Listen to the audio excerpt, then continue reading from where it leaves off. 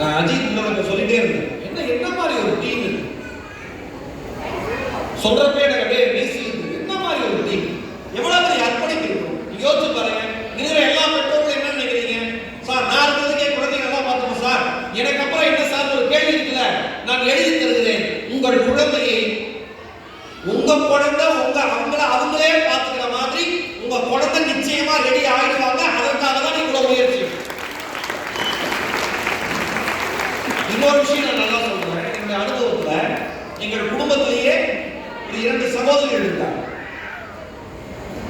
எங்க சொந்தக்காரங்க 48 வயதான குழந்தை ஒரு அக்கா இருக்கு, 34 வயதான ஒரு அண்ணன் இருக்கார், இன்னொரு அண்ணன் 56 வயசு திருச்சியில் இருக்கார். எல்லாம் சொந்தக்காரங்க. ஒவ்வொரு குறைபாடு அவர்களை பார்த்து சின்ன வயசுல இருந்து பார்த்து வளர்ந்தவன் என்கிற முறையில் சொல்லுது. உங்க குழந்தைகிட்ட ஏதாவது ஒரு தனி திறமை இருந்ததுன்னு வச்சுங்களேன்.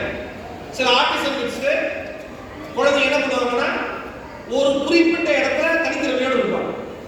உடனே பெற்றோர்கள் நீங்க என்ன பண்ணுவீங்கன்னா அதை மறுபடியும் வந்து என்கரேஜ்